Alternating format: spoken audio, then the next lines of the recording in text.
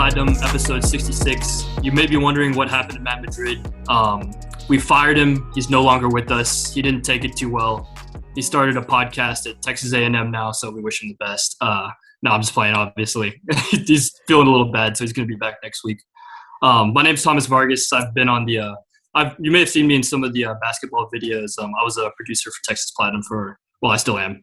And now I'm just picking up in the podcasting role a little bit. So that being said, the spring game is in the books. We're going to break down our thoughts on where the team is headed in the summer. But first, please subscribe as we continue to push for 3K subs on September 11th, which is the Arkansas game. So let's go ahead and get right into it. So here's our first question. Hudson Card or Casey Thompson? Yeah, so I mean that's a really heavy question, just going off what we saw in the spring game. But I mean, honestly, I don't think your opinion is going to change too much if you're Team Casey or Team Hudson based on the spring game. Personally, I thought Hudson outplayed him, especially considering what was around Hudson versus what was around Casey. But then again, Casey did play against the first team defense. I'm sorry. So I think what could tell though is Hudson looked more comfortable in the RPO game, I thought, and looked like he had a little bit more of a live arm going downfield, and it looked like he kind of knew how to lead receivers a little bit better than Casey did. But Casey moved the offense very nicely, seemed like a leader out there. And but overall, I thought, just looking at the spring game as a whole, that they played pretty evenly. And I think this is going to continue to be, a competition that's battles out for weeks and months until the first game. So that's just my first thoughts on it. What about you, Trevor?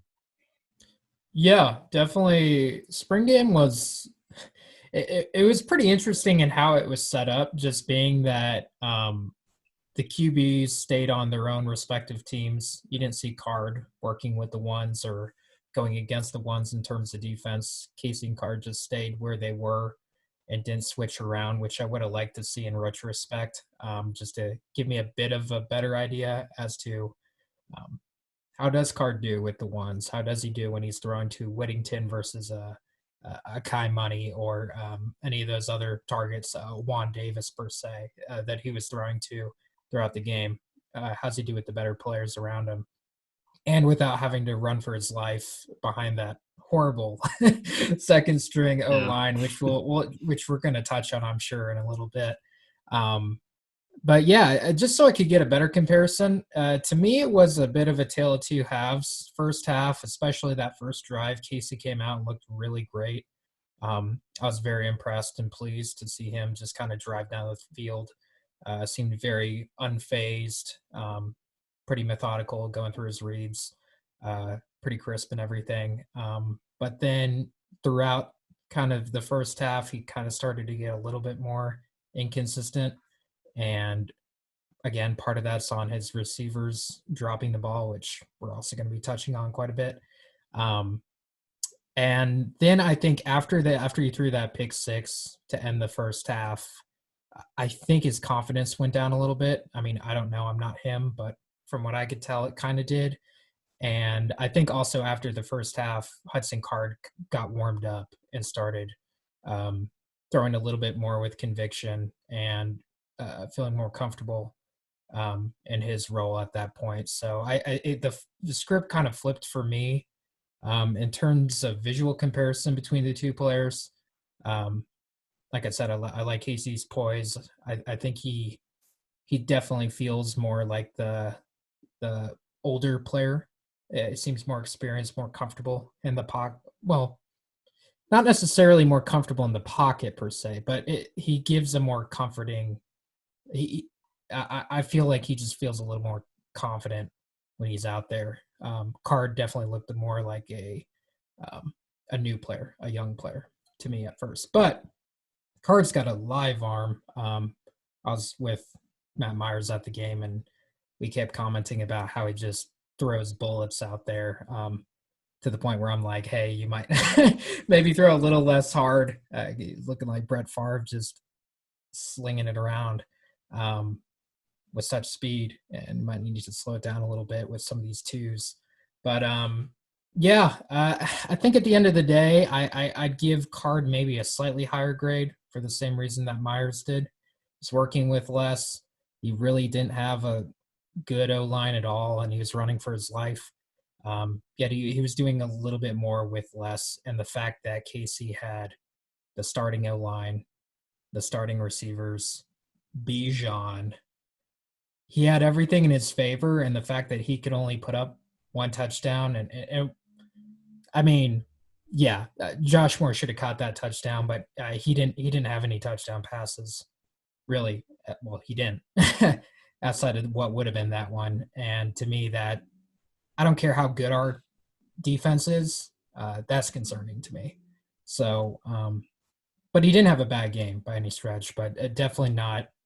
Definitely wouldn't get an A or even a B plus or B. It definitely seemed more of a both of them probably more B minus C plus type games. So yeah, Right. And so for interesting to those of see. Oh yeah, sorry to cut you off. So for those of you who are a little bit more statistically minded, kind of like myself, Casey Thompson threw 42 passes. He completed 23 for 242 yards with two interceptions. One of those being the Deshaun Jameson pick. And Hudson Card completed 15 of 25 passes for 168 yards. He was sacked 5 times compared to Casey Thompson's 3. That may just be from, I don't know, lack of experience, holding on to the ball too long. But also, it is the spring game where, if you kind of touch the quarterback, they just call it down because we don't want to have an injured roster going into the year.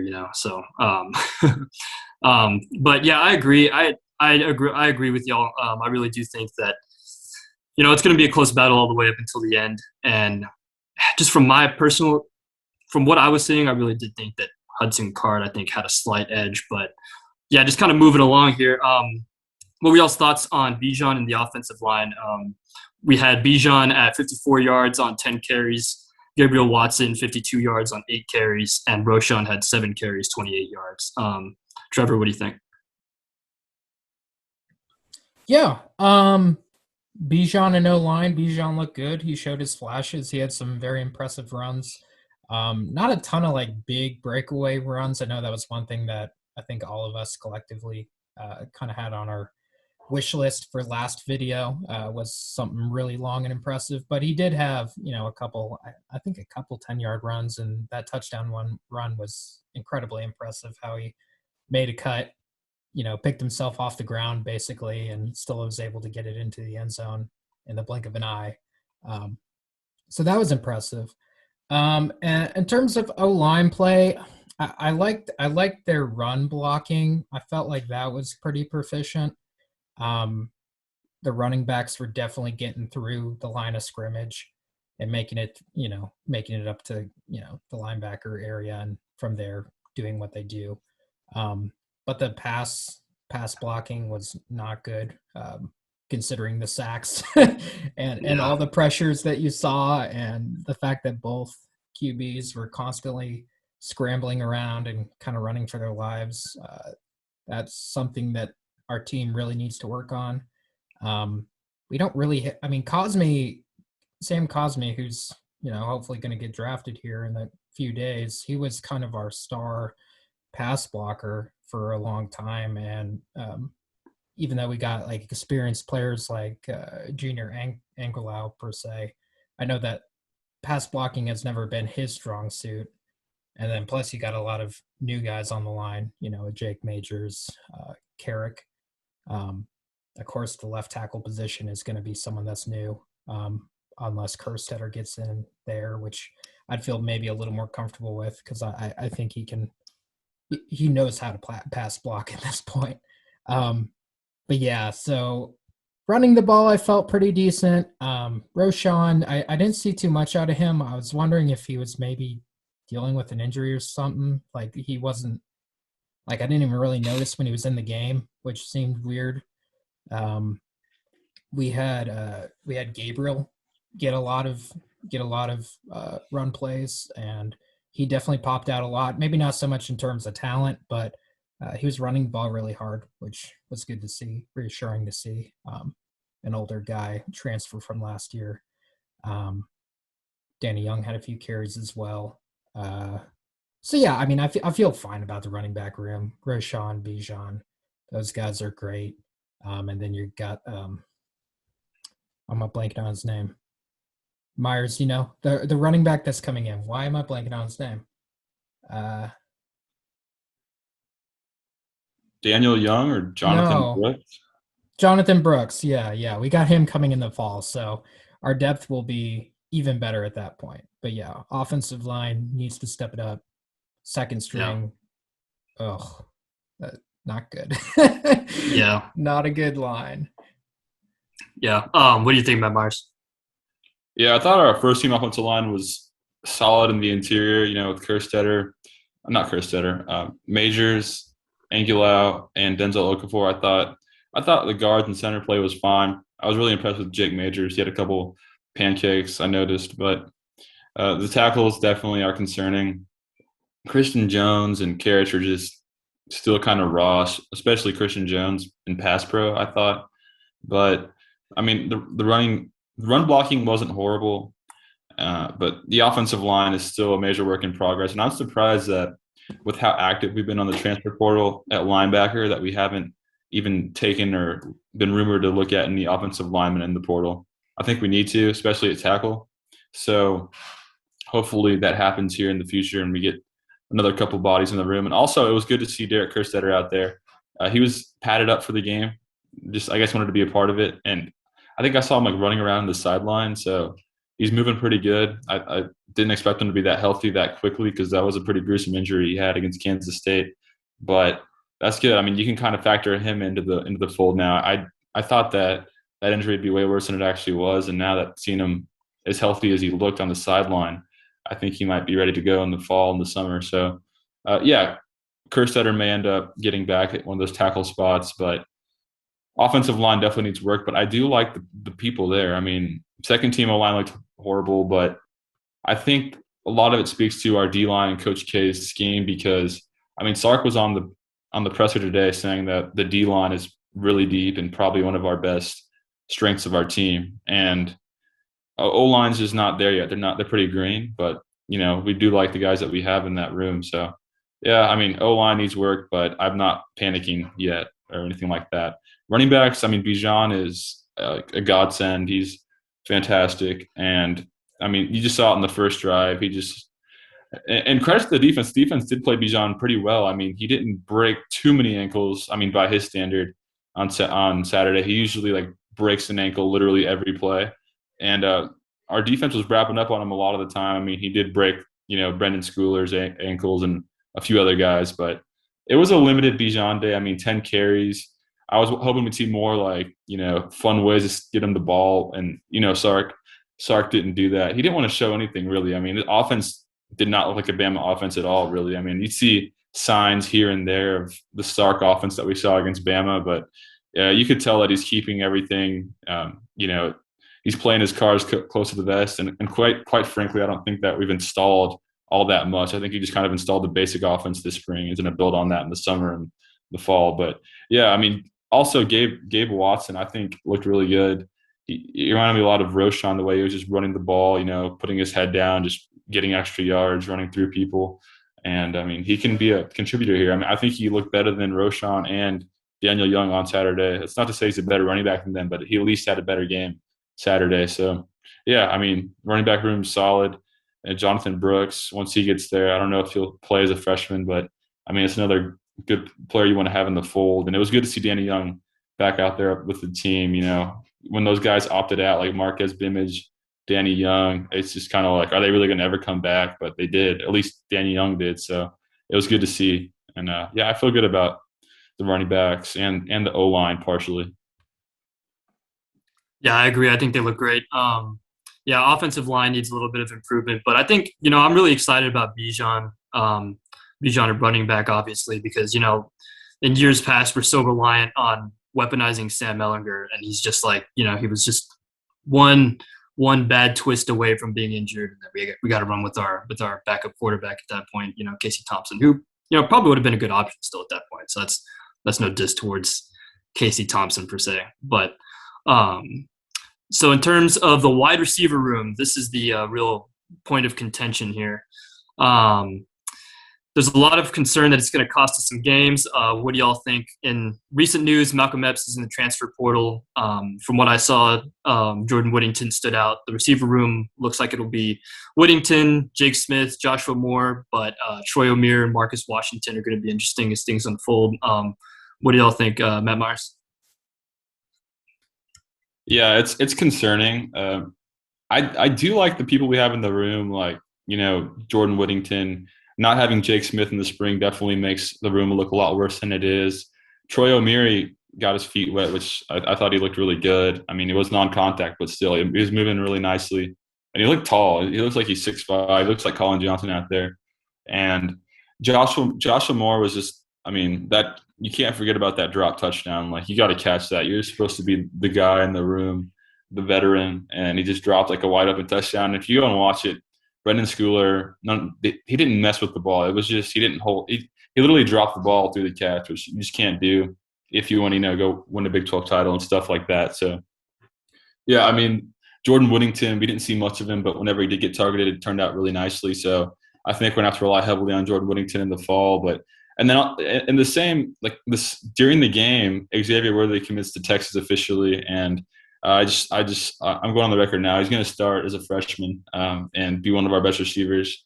You just think about it, like, it's pretty common for freshmen to be really good receivers, and for a lot of teams, I mean, I think of you just go down the line like Jalen Reagor, CeeDee Lamb, many others, Xavier Hutchinson at Iowa State. It's really common to have impact freshman receivers, and I think us going and getting Xavier Worthy from Michigan just kind of proves like that he's going to play, because, I mean, Sark needs good receivers, and not to say that Kai Money isn't good, but we just need at least one or two just dynamic dudes where the defense has to keep eyes on at all times, and we just don't have that. We have a bunch of good receivers, average to good receivers, and we need to get at least a couple of dynamic receivers. But I mean, Marcus Washington, besides the drops or the one drop he played pretty good.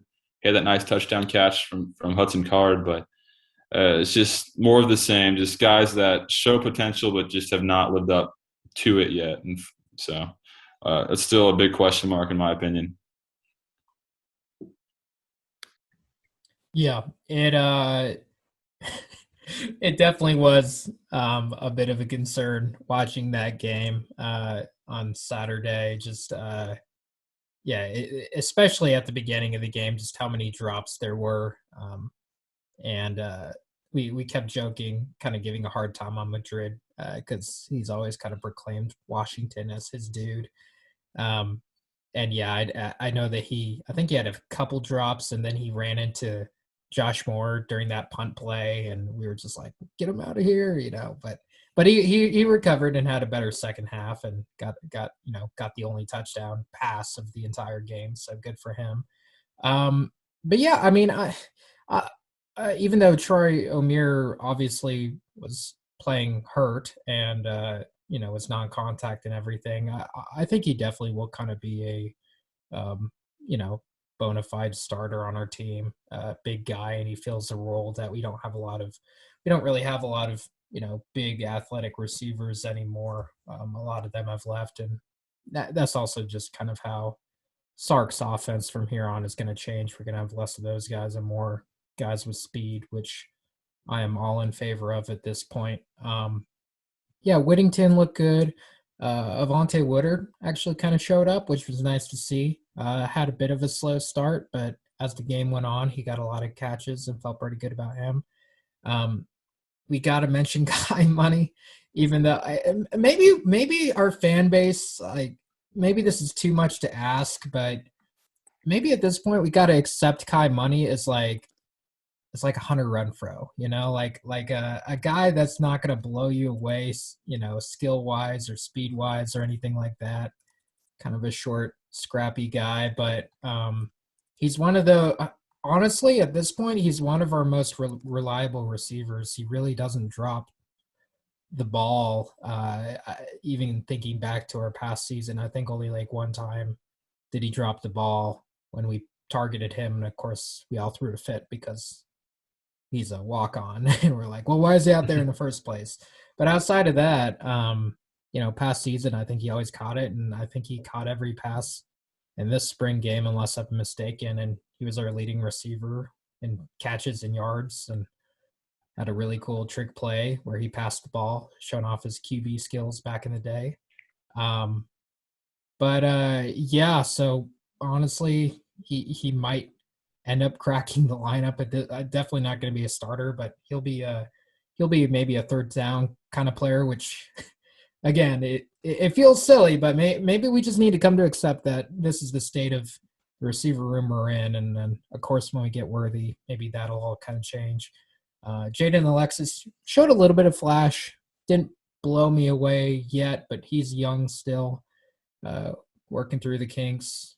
Who else? Yeah, Josh Moore needs to step it up on his consistency. I know he can be really good.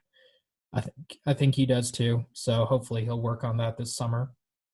And then, I mean, that's pretty much it in terms of the receiver room. Definitely not a great performance. They got shut down pretty much by our DBs, which, we'll be touching on and I think are very talented. And then Dixon. Dixon didn't really get too much. He didn't get really targeted or anything like that. Oh, and then last thing, I'll end on this, is that I don't think we had a passing play that was over 20 yards, which to me was very disappointing. That was high on my wish list in the last video, is hopefully getting a 50-yard deep bomb type play, and we really didn't get that. I think only like a time or two was that even available, and the ball was either overthrown by Casey or Card, or the receiver just wasn't in the right place. So I don't know if that's something to be concerned about. Again, it's the spring game. Sark wasn't even calling the plays, actually. It was Flood and our linebacker coach, Cho. Anyway, but yeah. So all in all, something to watch. Something I don't think the fan base is very happy about at the moment, but hopefully those kinks will get ironed out in due time. Right. And Matt Myers, what are your thoughts? Yeah, I mean, I want to agree with Trevor that Jaden Alexis did look good. I mean, he didn't get that many targets, but I mean, he got one target I can remember in particular where he made a really good play on the ball and came down with it. And I was just mainly just watching him like running around like in his routes and stuff. He wasn't really being targeted, but I was just mainly looking to see his speed, because he was known for his speed in high school, and I mean, he looks super fast out there. So I think that's a guy you have to really work on developing, because I mean, speed's at a premium right now in the receiver room. So yeah, I just wanted to add that, yeah, Jaden Alexis did look good, and I want to see more of him in the future. But yeah, Trevor's right. Kai Money could be a staple for us. I wouldn't say Hunter Renfrow, because Hunter Renfrow is a god, but yeah, in the same light as that is, I mean, like a reliable walk-on receiver that you have to accept as like an option for us. So yeah, I agree with Trevor on that. Yeah, another comparison that I thought of in NFL was like Cole Beasley before he really blew up and went to the Bills, like back in his early days, just kind of as a like, what the hell is this guy doing in here? But then you're like, oh, he can catch the ball. So yeah, he's the kind of guy that'll get you a few yards, but that's it. You don't expect him to, break away or anything like that. But he runs his routes well and is in the right place at the right time and catches it. So something you can rely on at the moment. Right. Well, to transition us into the tight end room, tight ends are looking pretty stacked. I know we're pretty hot on Jared Wiley on this podcast. Are we going a little bit more on attrition watch? What do y'all think? Matt Myers, why don't you take this one? Yeah, I mean, when you talk about the tight end room on Saturday, it was the Juan Davis show, honestly. He only had like a couple touches, but he definitely made the most out of them. I mean, there was one where he was running to the sideline, then he beat a DB or a linebacker to the edge and cut up field. He showed off really good speed that I didn't know he had. I thought he was just some tight end. But he kind of reminded me of little Jordan Humphrey in the way that he just was a ball player. I mean, on the other play that he shined, he caught a nice pass and then he juked someone out just so casually.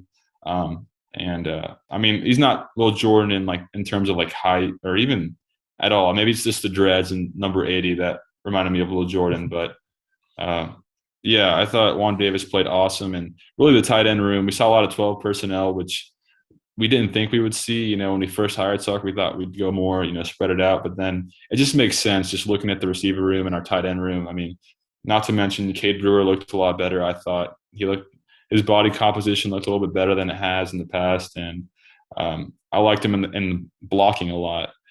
Jared Wiley, when they threw it to him, it turned out well, but I mean, I'm thinking about that Jaron Thompson delayed blitz where Wiley literally had him in his grasp and he just went right by him, and that's why Wiley doesn't play as much as he should, because if they need to bulk him up or something, or just maybe Kyle Flood gets a hold of him and just turns him into a really good pass blocker, because if he has that to his game, he's a top tight end in the nation, I think. So Wiley needs some work in the pass protection, but yeah, and then not to mention Braden Liebrock and Jatavian Sanders, who will be here in the fall. And Sark said during the game that Jatavian Sanders is going to start off on offense. So maybe you have to flex one of these receivers out. I mean, Juan Davis looked pretty fast. Maybe you can flex him out and play him some at receiver, because, these tight ends are pretty good and our receivers haven't, run away with any jobs. So maybe you have to play like 3 tight ends on the field at once, but maybe, I don't know, try to slim down Juan Davis or something like that. I know that's kind of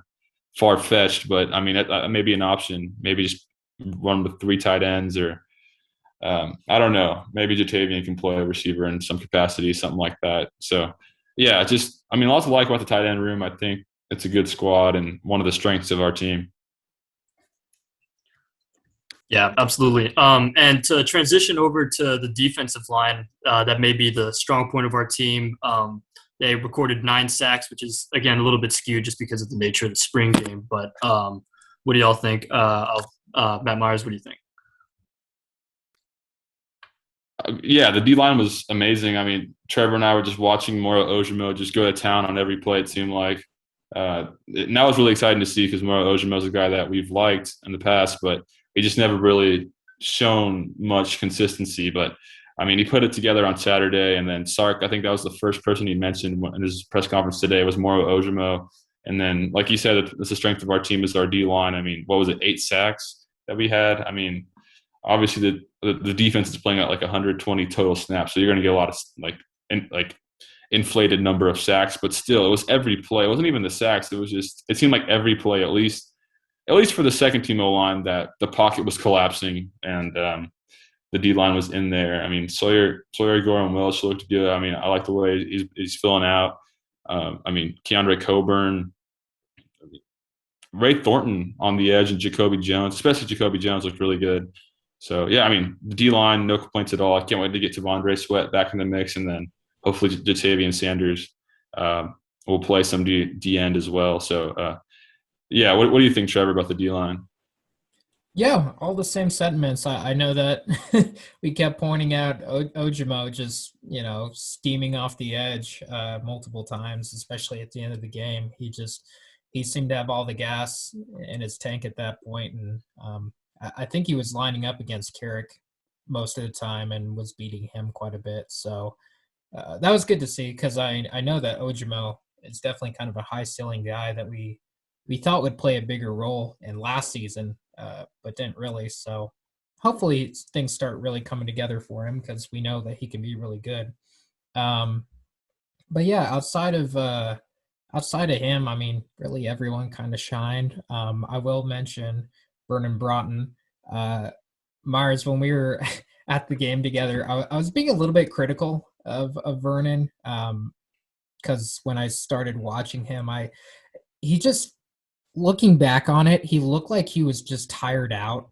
Like he was getting double teamed and single teamed and wasn't really just tearing off of his block, which has me a little concerned, because we all know the type of talent that he has. And honestly, we were kind of debating, like, maybe he's not in the right position. Maybe we need to slim him down or speed him up and get him on the outside instead of putting him on the inside, or maybe he's not big enough to be on the inside yet. So something to look out for. But then when I rewatched it, like, later, and kind of looked at him a little more closely, at the beginning of the game, he was actually playing pretty well. So maybe it was just a matter of him getting kind of tired out when I started watching him in person. But someone to keep an eye on, definitely. Because like we said, very highly recruited guy, maybe out of position. I don't know. We'll have to see how that one goes. And then, Alfred Collins didn't do anything spectacular. He wasn't bad either. But honestly, least concerned about him. I'm sure he's gonna he's gonna bounce back and do something spectacular come the regular season. But yeah, defensive line is great. Outside linebackers, feeling pretty happy about him. And then, inside linebackers, we're getting some transfers coming in, which we'll touch on. But yeah, good position to have, and D-line is incredibly important to having a good football team. So maybe that's a sign of good things to come. Right. So how'd y'all like the linebacker play? What do you think about all the transfers? Yeah, I mean, well, we didn't get to see too. I mean, Ray Thornton obviously is the one that's there right now. I mean, Ovia Gofu, Ben Davis, and then we're also trying to get the USC linebacker. I forget his name. It's some Samoan name, but he's really good. And I mean, it's clear that Sark and PK want to, up the ante in the linebacker room. And I mean, Ray Thornton, the transfer who just came in from LSU, he looked pretty good. I mean, he looked well put together, but to be honest, I didn't notice him much. I don't think he made that big of an impact on the game, but he was out there a lot and running with the ones. I think it was with the ones, but yeah, I mean, honestly, David Benda and Prince Dorba stood out to me the most on Saturday in terms of the linebackers, especially Prince Dorba. Prince Dorba, I am so happy about. I was concerned because I kept on hearing that he's put on weight, he's not close, but he looked really good out there. I mean, he looked well put together, and he, especially in the first and second quarter, he was everywhere. It seemed like him and Vernon Broughton were having a field day together for a certain stretch of the game. It wasn't the whole game, but I was rewatching the game and I noticed that thing. There was this one series where they were everywhere, so that was good to see. And the linebacker room I like a lot. I mean, Ben Davis coming in from Alabama, he just committed. I think that's huge. Ben Davis is actually like the highest ranked linebacker we've had since Malik Jefferson. He was top 10 in the nation back in class of 2016. So that's huge. And I mean, you add in DeMarvion Overshown coming back here in the next couple months. I think the linebacker room is quickly becoming not a strength, but it's quickly becoming, at least competent enough where I'm not concerned about it. And I mean, I thought they played great. The whole front seven played great. Like Bijan didn't have that much to work with. And I'm really happy with the entire defense. And I think the reason because of that is because the linebackers are, improving and getting developed. So, I thought the linebackers played great. What do you think, Trevor? All the same thoughts, man. It was good to see our depth. We were getting a lot more depth at this position with all these transfers coming in. Obviously excited about that. The headlines keep really hyping up Ben Davis, which I gotta admit, I was pretty hyped when I saw former 5-star from Alabama, 5th-year seniors coming into Texas to make his last statement. But then when I do a little bit more research on him, it's he had 10 tackles in his entire career. It's okay, well, good to have depth, but I don't know. But David Benda definitely impressed. Prince was very nice to see. You got to give some props to Brockemeyer too. Dude is definitely growing into his position and is becoming more of a reliable off the bench type of player. So that's all good to see. But I mean, if you want to look behind, look in the gray area and be why does this coaching staff keep going after linebackers? To me, that shows that they're still a little bit hesitant on the guys that they have. I mean, of course, Sark raves about Benda all the time. But regardless, it's going to be good to get these transfers in and get more experience in, because really that's, if you had to pick a weak spot of our defense, linebacker would be it. But also having Overshown back, we're going to our defense really in totality is going to be stacked. Now thinking about it with the transfers, with Overshown, and then we got our great D line, and then we're going to touch on our secondary in a moment. We really don't have any weak spots. If there are any, it is this linebacker position, which we're addressing. So very good to see all that. Okay, so I thought the defensive backs looked really good. What do y'all think? Is this the return of DBU? Obviously, Deshaun Jameson had a great day. Matt Myers, you go ahead and lead it off. Yeah, this may be the return of DBU. I mean, no, honestly, probably not. But I think our secondary looks really good, and it's deep too. That's what stands out. But yeah, obviously the headliner was Deshaun Jameson. He played really well. He had that pick six. He also had a really good breakup on. Was it Josh? I think it was Josh Moore, like on a slant route right in front of us. And Yeah, I mean, Josh Thompson was also locked down all day long. And then Chris Adamora, BJ Foster. I didn't notice BJ Foster too much, but I mean, I feel like that's kind of a good thing when it's BJ Foster. You don't want to notice BJ Foster, honestly. The more you don't notice him, the better he's playing, I feel like. So, yeah. And then Jaron Thompson, he's turning into a leader out there, and he's got a lot of talent. And people are hating on him, but I'm not hating on that man. That man is a future GOAT, in my opinion. who's hating on him? Just some of my friends, but yeah. And then Brendan Schooler was at tight end. I mean, no, not tight end, at safety now. And I mean, he looked pretty solid out there. I mean, practice reports said he looked a lot better than I thought he did on Saturday. Maybe he had a bad game on Saturday, but either way, it's good to have that depth back there. Anthony Cook's really looking like we thought he would look. Coming out of high school was a 5-star. So yeah, a lot to like about the DB room. I mean, Keaton Crawford had a pick at the end. I mean, Darian Dunn looked solid out there. So yeah, a lot of good things about the DB room. Yeah, really no negatives. I mean, I saw a lot of good tackling. I saw a lot of good pass breaks. Guys covered very well in their schemes. Really nothing bad. I mean, I feel very confident about this group heading into the season. Of course, they're about to be severely tested with this schedule and with how lined up the Big 12 should be this year, especially in Oklahoma and Iowa State, which are definitely going to give us some fits. They're definitely going to be challenged there. But, yeah, obviously, Jameson, played really well, had some good pass breakups, and then that pick was big. Granted, that was not a great pass by Casey. He kind of threw it late across the body, stayed in the air too long. But still, I mean, Jameson read that immediately, completely hopped the route, and just took it off, like right in front of us.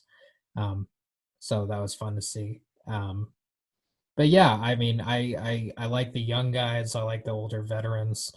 I know that I predicted Brendan Schooler to be the defensive MVP of the game, which he certainly wasn't, but he definitely, like we said, dude's got some wheels, and he ain't afraid to hit, and seems to be a pretty natural fit on the defensive side, and the players are raving about him. A couple of them spoke pretty highly about him in the press conference after the game. Adamora looked good. We got good DBs, man. And this was my first time back at DKR since COVID, and also I think this may have been the closest that Myers, I think you could say the same, that we've been physically to the players at DKR. And I was really blown away with the size of our secondary. I'm like, man, these guys aren't little. Like these are big dudes. So it's good to see. It's good to see. Like Myers said, I don't know if this is the return on quote unquote DBU. I don't know if we're quite that talented yet. But very solid, very good players that you can be pretty confident in, and quite a few that you can really hang your hat on, I think. Right. And so what do y'all think about special teams? I know we've got the return of Dicker the kicker. Y'all think he's going to bail us out again quite a bit? Matt Myers, why don't you lead off with this one?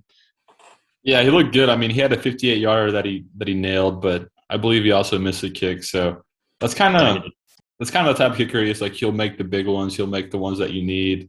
the long ones, the ooh ah kicks. He'll make those, but he needs to be more consistent, I think. But I mean, he still had a good day. I mean, those were both challenging kicks.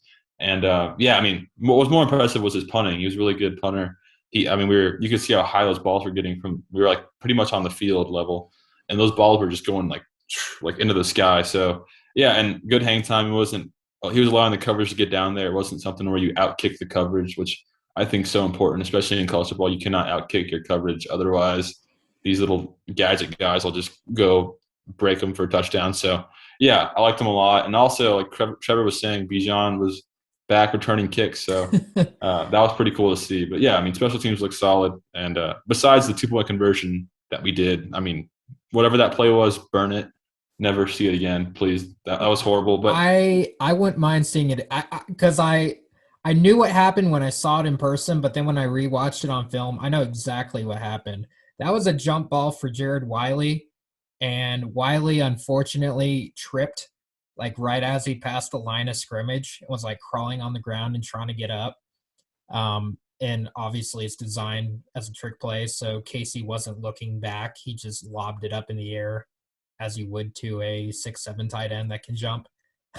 But there was no one there. So probably burn it just for safekeeping. But that was supposed to be Wiley's time to shine, and unfortunately he got tripped up in the wash. But yeah, special teams looks good. Digger looks good. The field goal he missed, I think, was like a 50-yarder as well. So at least it wasn't a small one. But he got a lot of action in this game. I think he kicked, like 3 or 4 field goals, it felt like. His punts look really good. Definitely coming for Buchevsky's job. So that'll be interesting to see. He could be our first big kicker punter since Justin Tucker, I guess. We haven't had one of those in a while. So good for him. And then Isaac Pearson definitely was impressive. That's a big dude.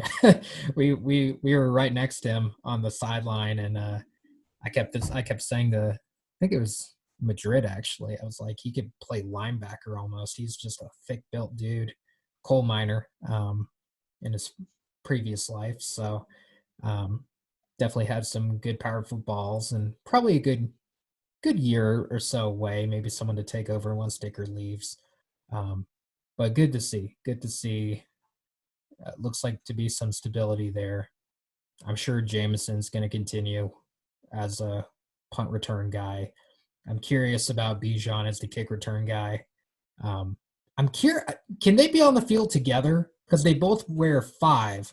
So honestly, that was one thing that went through my head in the game is like, how is that going to work? And I guarantee you, there's going to be so many announcers next season that's going to be like, oh my God, look, it's Bijan with the long punt, and it's going to be Jameson, or they'll be like, oh, it's Jameson with the long punt, and it's Bijan. So that'll be interesting. I don't think they ever would have foresaw that. But do you know, Myers? Like, there's a rule for that. You can't have 2 players with the same number at the same time. Yeah, in scenarios like that, they put a different number on for kickoffs. I think A&M did it with Anais Smith last season. Yeah, that'd be interesting to have them on at the same time. They'd be dynamic. Yeah. I mean, they're good. Yeah, I'm excited. I'm excited to see some last second Dicker the kicker bails us out, But just getting into you kind of touched on it a little bit, Trevor, on the general atmosphere of the spring game. How'd you feel about it? I know at the risk of getting political, the crowd sung "The Eyes of Texas," loud and proud. The players stayed. How'd y'all feel about it? I wasn't able to be at the spring game in person. I just watched on Longhorn Network, which is the only actual Longhorn game you can get on the Longhorn Network is the spring game. But yeah, what do y'all think? It felt good to be back, man. It like I said, it's been a while for me, and nice to see that end zone not just be a pile of dirt, but an actual end zone. It makes the stadium look very different. It feels tighter. Like the field feels a lot more. You feel, maybe it's where I was sitting too, but you feel closer to the field. It's like more, like, I don't know. It feels closer. But yeah, atmosphere feel good. I know that I said to the guys a couple of times, like, this feels like the most one of the biggest spring games I've ever been to. But then again, people were spread out, so the basically the entire bottom of the bowl was filled. But still seemed like a lot of people. There was energy. Felt felt like a sense of normality again in many aspects. And yeah, as for the eyes of Texas, that wasn't an issue. University of Texas, I think, did a good job clearing up the history and really doing their due diligence on the research. And they just put out a documentary actually on it. It's not a very long one, like a 15-minute video that I thought was really well done and seemed very unbiased. But yeah, everything feels good on the 40, in terms of that. And I think the fans are happy to be back. And in terms of optimism and anxiety that y'all heard, like, in the stadium, Matt Myers, how'd y'all feel about that? Just from what I've seen on Twitter, pretty much, you get a real mixed bag. You get some people, aren't quite sold on the Sark era yet. And to be fair, I'm not either, after being a Longhorn fan all my life and surviving a decade of honestly very mediocre play in the Charlie Strong era also. From what I saw, there seemed to be a little bit of offensive creativity there. I mean, granted, yeah, you don't want to reveal your hand, going into the season, but we couldn't tell per se that this was going to be the Sarkisian Atlanta Falcons offense, where he utilized the tight end quite a bit with Austin Hooper, for example. But just from the limited amount of play that y'all got to see, how did it feel, Matt Myers? Yeah, it's funny because me and Steven and Tran met up and Trevor, we met up at halftime of the game. We were kind of upset, kind of like, we don't look very good. I mean, Yeah. especially on offense, offensive line, receivers look bad. But then you go back and watch the game and on film, and I think a lot of it had to do with our defense just being really far along under Coach PK system. And then I'd also think, like, keep in mind, like, we weren't a bad team last year. We acted like this is a complete rebuild. We were 7-3 and could have been 10-0. I mean, with a couple different plays going different ways, but we also could have lost some extra games. I was going to say it could have been pretty bad too. Yeah, but either way, like, we're a team that at our peak is really, really good, and we have been really, really good at our peak the last 3 years, and we have talent. So I think the offense needs work, obviously, but I mean, it's a spring game. You can't read too much into it. And after reviewing it, I think the defense will be the strength of our team. We're going to have to run Bijan a lot. I think our offense is going to be very run heavy, more run heavy than it's been in years next year, just because out of necessity based on our team. And also, hopefully, we pass it to Bijan out of the backfield. But yeah, I mean, I think the optimism is there, but it's not like it was when Charlie first got there, Herman, the savior. We're all of us Longhorns are more reserved. We're just more in wait and see mode. And you could see that in the stands. There was not like a bunch of like hail Sark, optimism. Like, there was a bunch of Charlie Strong merch, and I remember Herman merch when he got there. I didn't see any. I mean, I saw a couple all gas no break shirts, but I think Longhorn Nation's pretty optimistic, but cautiously optimistic. So yeah, I mean, that's what I got out of it. Yeah, we've been through too much, that's for sure. So what are y'all's? This is a little bit early, but what are y'all's post-spring predictions for the season? I mean, obviously, we still don't have a quarterback yet, but Trevor, what do you think? When we did an instant reaction to the schedule when it came out about a month ago or so, I was saying something along the lines of 8-4, and honestly, I'm kind of sticking to that. Obviously, that's that's not really what we want to hear, but I mean, we got a pretty tough schedule this year if you look at it real close. We're definitely going to be tested. The Big 12 is probably maybe at the best that it will be in a while, with a lot of really good teams in it. Yeah. But I'm not feeling bad about our team per se. I think that's more just indicative of the schedule that we have ahead of us. And it's the first year of a new coach. Like, I really can't think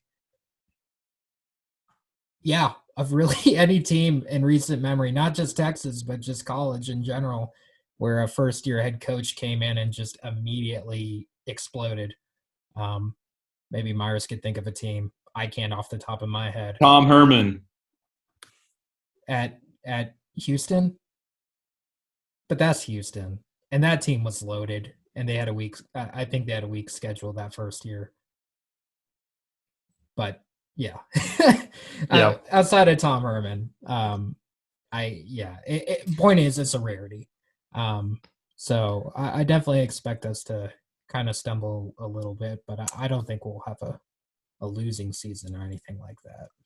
Yeah, I think your 8-4 prediction is pretty fair, honestly, just given the returning talent of the Big 12, more broadly speaking. But Matt Myers, what do you think? What would you score it?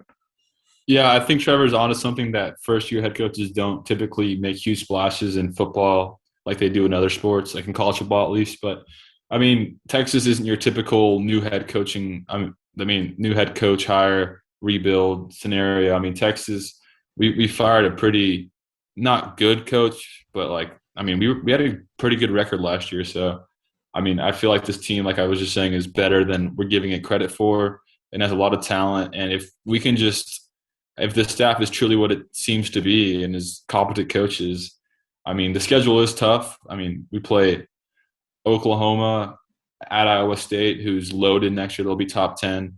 And then our first two games are challenging too. Then Louisiana, who will be top 25, and then at Arkansas, who that atmosphere will be absolutely insane. So there's a lot of, and then not to mention all the other Big 12 teams like West Virginia, TCU, Oklahoma State. So it's a tricky schedule. So I think 8-4 is a safe bet. But I mean, then again, if this staff is legit and they can coach these guys up, I don't see why we can't make a run to the Big 12 title and maybe get to 10 plus wins. So that's just, the talent's there. We have more talent than any other Big 12 school. OU probably has equal talent to us. But other than that, I mean, on paper, it should be good eventually. 1 year it should hit eventually. So maybe it'll be this year. But, I mean, we'll just keep our, cautious optimism. So, yeah, I would say 8-4.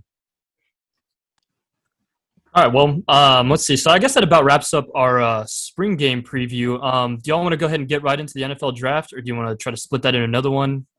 We could cover it real quick. What do y'all think? Yeah, let's cover it, but we're going to be pretty brief about it. We haven't done a ton of it. Yeah. Okay. Yeah. Yeah. So for the NFL draft, what are y'all thinking? Can Texas fix this draft problem? I mean, obviously, we've kind of been in a rut here, haven't had a first-round pick in a little while, and just. Obviously, from a player perspective, you come to any college football program, you're there to, well, a lot of times you probably really like the tradition of the university, but at the end of the day, you're there to win and you're there to make money and get yourself in the draft. And so if we're not winning, we're just not going to see any meaningful development there. You know what I mean? But what do y'all think, Matt Myers?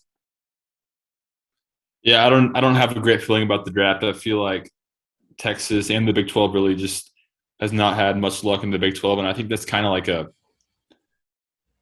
a thing in the NFL to stay wary of Big 12 and Texas schools, at least early on. I mean, Texas schools are Big 12 schools in the first couple rounds because, I mean, we haven't had a first round since 2014. Cosme, he was mocked in the first round all year, and then right on time. Yeah, he's going to slip to the second round, just like it was with Connor Williams. Yeah, exactly. So that happens often. I mean, Osai was in the first round a lot during the year, and now he slipped into like the third round. I'm seeing. I mean, Stearns, I wouldn't be surprised to see him go late, like fifth round, sixth round. Yeah. And then Brendan Eagles, I expect to go possibly undrafted. Ellinger is the one to watch, in my opinion. I have no idea what's going to happen with Sam Ellinger, but wishing him all the best. But yeah, I don't have huge expectations. It's just kind of Herman's players that were good, but I'm just kind of looking to the future now and seeing if Sark can start producing NFL players. Right. Yeah, I'm a little bit worried about Sam Ellinger and Caden Stearns in particular. Honestly, I think Caden Stearns probably could go fifth or sixth round, like you said. I think I'm not sure one of y'all put Caden Stearns at third. I think he could. I think the talent's definitely there. But just from what I saw last year, it's a little bit concerning from an NFL draft perspective. I think Sam Ellinger could possibly go a little bit higher, maybe fourth, as compared to fifth. But my reasoning for that is just that, again, I just don't think that the Texas offense was just super creative at all last year, and I don't think Sam Ehlinger got to display his full potential. We kind of use him as a running back, which that is his utility at the end of the day. He does have that dual threat ability. But I'd really like to see Sam Ehlinger develop a little bit more as a passer, and I think someone will recognize that. I think he could potentially go a little bit higher, but that's just my take. I'm no expert. Yeah, well, I mean, he's got the intangibles, and there's been articles this past week, at least, that I've seen people being like, "Hey, the NFL is really high on Sam," after these interviews, and I don't think that surprises any of us. We know what kind of a man Sam is and how mature he is. And Tom Herman always raved about his football IQ, even though I'm not saying he didn't show it, but it's not something that we really saw. But doesn't surprise me either. So, yeah, I think he could. I mean, Jalen Hurts got drafted in the second round last season. So he could sneak into the probably third round. I think would be earliest, personally. Yeah, I agree. I think he could sneak in there too. But even then, that's a little high. So yeah, I'm just happy that he's likely going to get drafted, because I know for a while during the season we're like, oh god, he's really tanking here. But go get that money, Sam. We support you. I'm most curious about Osai, because I'd say second or third. But second might be too high. I don't know. Like I mean, he had such a good season, and he had a pretty good pro day from what I saw. So I don't know. The NFL's weird, man. They every year, like, even especially in the first round, you'll see these teams like take flyers on players that like barely played any snaps, and they're 50-50 hits. Like if you want to think about the Cowboys, if you're a Cowboys fan, like Leighton Vander Esch, like, dude, like, played maybe 1 year at Boise State of all schools, and he got drafted in the first round and turned out to be a great player. It's a weird formula. So even like an Osai that had a monster season will maybe not even be one of the top 3, defensive ends or edge rushers that are drafted. But he could be the first one. You never really know with this stuff. It's so fluid. Right. Yeah. Yeah, I agree. I mean, hey, maybe we'll be surprised, honestly. I hope so. I really do. I hope the best for these guys. I don't want to see them do poorly at all. That's not us saying, they're not good, they don't have any talent. I think they're great players that have a whole lot of heart. So we wish them the best. We really do. That being said, is there anything that we're missing out on, or should we about wrap this one up? What do y'all think? Yeah, those are the main players that we brought up. As for some of those other players that are hopefully that are in this class, hopefully they get drafted. Topon Graham is probably the most notable guy that I'm not entirely sure if he'll quite squeak it in, but he'll definitely probably make some roster at some point, kind of like Malcolm Roach did, and he turned out well. I mean, hell, Yeah. So hoping for the best for all the guys, obviously. Oh yeah, of course. Oh, one thing before we wrap up, just for housekeeping's sake, we got some exciting news coming up for the channel. I guess I'll spoil a little bit of it, but we are planning. Yeah, I'll tease a little bit of it. We are planning on getting a new beautiful studio. It's gonna be the best studio. It's gonna be the best one you've ever seen. But no, we're looking to upgrade the mics. We're looking to upgrade the backdrop. Maybe possibly get like a sports ticker in the back. So it's gonna look pretty sweet. And then we got some other news coming for y'all. So stay tuned. Follow us on Twitter if you don't. Subscribe. Is there anything I'm missing, guys? Long show. Yeah, it was a long one. Thank you for bearing with us. We really appreciate it, guys. Hook 'em. We'll catch you next time.